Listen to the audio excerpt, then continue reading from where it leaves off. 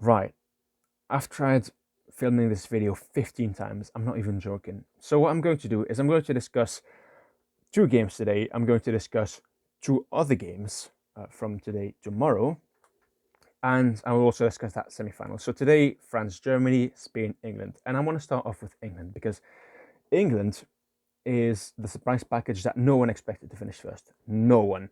Some people had them second, some third. I had them third, but as I said, it was a coin toss between Spain and England, and England has been the best I've seen them in years. In years.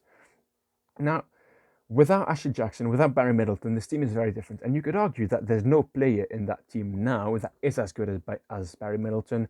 There's no player that is as good as Ashley Jackson. You could make that argument, but I'm going to make that counter argument. Zach Wallace, because of the retirement of Ashley Jackson and Barry Middleton, has been afforded more space, more responsibility, and more creative freedom in that team. And Zach Wallace, along with Ollie Payne, in my opinion, are the two drivers of that team now. Now, obviously, there are the players like David Ames, like Dixon, who are the unsung heroes. They do the dirty work if they need to do the dirty work. They run their socks off. They will repossess the ball. They'll distribute it, and they won't necessarily get many goals, although sometimes they will. But Zach Wallace and Ollie Payne is who I want to focus on today. England today showed against Spain that when they want to protect a point or a lead, they can. However, they need to be very careful with that because England, much like Germany, excels in the offensive side of the game, in my opinion. We've seen Zach Wallace have a great tournament. Sam Ward is one of the most underrated strikers in the world. And I know I say that a lot. I say Marta Helvik is the most underrated, and I still stand by it. But Sam Ward is, he can do it all. He's got strength, he's got speed, forehand, backhand, no problem. He's a drag flicker. England need to continue building on that offense, like we saw against Belgium.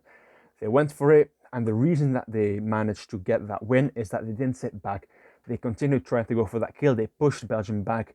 They didn't really allow Arthur van Doren or Felix Denay or any of them main guys to really move up the pitch and try and create more. They pushed them back because of that offense that they continuously trying to create. And that's something that they really didn't do today. Now, they did it in parts, but the fourth quarter, when Spain took their goalie off, England fell back into round 23. When they got the ball, there was no outlet, there was no one to give it to, so the player that got the ball had to run with it himself and then probably lose it around the 50 or 75-meter line because one, he's absolutely cooked, and two, obviously Spain had that man advantage. Now, against Germany, and I'll discuss Germany soon, but against Germany, this could really go either way because Germany also need to improve their game.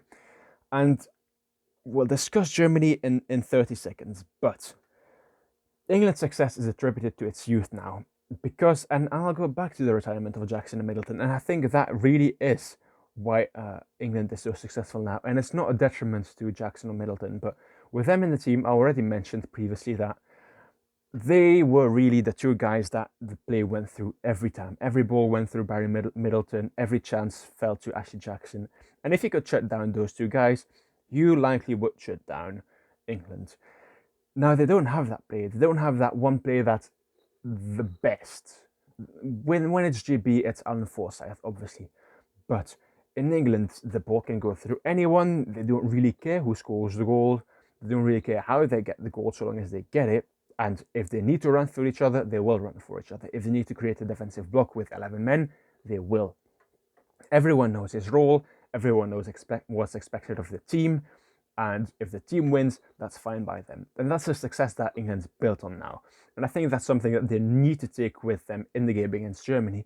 Because if they're going to try and go for individual glory now, although it was very nice to see Sam Ward get a hat-trick, if in the dying moments of a game you need a goal, you put out the best strikers. And it's very obvious. You put out the best strikers. But what I mean by that is you don't try and please everyone. Because what England's done now in this game against Spain is they gave everyone approximately equal time, and then Sam Ward got his hat-trick, and obviously they had the game in the bag, obviously, so I completely understand that. But you go with what's been working. So you still go with Ollie Payne, you still give Zach Wallace the most time. Defensively, you don't switch it up too much, and you make sure that everyone coming off the bench, they're on the pitch for 2 minutes, they give 200%, they come off the pitch knackered, and then the rest for 5 minutes if they need to. I think that's a success. That's the formula that England needs to follow if they are to have any success. Sorry, but let's go on to Germany now, because Germany is a team that, if they're going to have any success, it's going to come through their offense. It's going to come through Fuchs and Ruhr and Hersbruck and Stein. But defensively, there's something about Germany that's not right. Against the Netherlands, we saw with that goal from Brinkman with the pass from Sander de Ven that there were huge gaps to be exploited. The Netherlands could have scored many more against Germany. Wales could have had a few against Germany as well. And France today, 5-2 after 22 minutes. Now, there's no excuse for France for losing this game, honestly, because if you're winning 5-2 after 22 minutes, you probably shouldn't lose the game 6-5. And I know you're playing Germany, and I know you're not as good as Germany, and it would have been great to see France get at least a point. But if you're leading against after 22 minutes by 3 goals, you probably should get at least one more, right? Germany has some troubles defensively. It showed against France if a team uses the back line, and it showed against the Netherlands. If a team uses the back line, they will get opportunities. If a team plays a quick game, they will get opportunities, because Germany goes all out offense, and then the ball perhaps goes miss, or it goes via the sideline, and then they don't immediately restructure themselves, and there's a huge gap to be exploited. That's something that Germany needs to work on. But secondly, what they need to work on is those PCs, because against the Netherlands, PCs were absolutely terrible. Today, 4 for 20, and yeah, 4 PCs goal is great, but 1 in 5, 4 for 20 is absolutely terrible. When you have guys like Windfeder, when you have guys like Heerner, and it's a point that needs to be discussed. Do players need to sacrifice some of that power for precision now? Because it seems like they're sacrificing precision for power, and it's not really working for them. Obviously, if you're going to get 20 corners, you're going to score a few, hopefully, but they should score many, many, many more.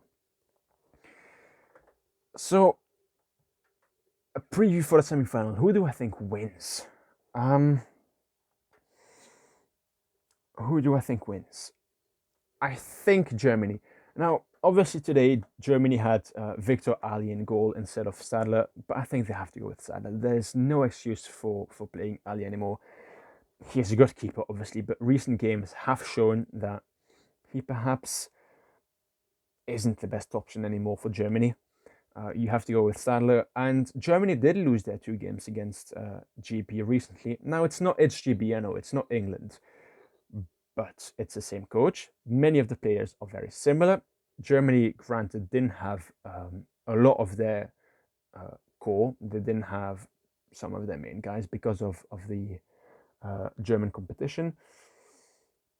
I'm going with Germany, simply because I think that if England gets the lead, it will be very, very, very hard to hold on to. They drop back too deep, in my opinion. If they play like they did against Belgium, all bets are off. But Germany's offensive firepower, Hersbruck hasn't really kicked on yet. I think once he gets that goal or 2, he's going to get going. Ruhr today was very frustrated. He's going to get more goals. And in terms of penalties, they have to get more. I think they will work on it. Martin Heerner has been better than Windfeder, in my opinion, for penalty corners. So I wouldn't be surprised to see him be the first guy now for penalty corners. But it'll be a very interesting semi-final. It'll be a very, very interesting semi-final. I wish I could dissect the game now. I can't, because 1, I don't have the recording, and 2, I just don't have the time because I am in exams myself. But if you've enjoyed this video, please consider liking the video, subscribing to the channel. I will make a video tomorrow with the 2 games that were played today between Belgium and Russia, and Netherlands and Wales. And I will also make a preview in that same video. I will discuss obviously, like today, what I think is going to happen, who I think is going to win. I haven't made my mind up yet, so that's why I'm doing it in 2 parts. But like I said, this is it for this video. If you've enjoyed it, please consider subscribing to the channel. I thank you very, very much for watching, and I'll talk to you soon.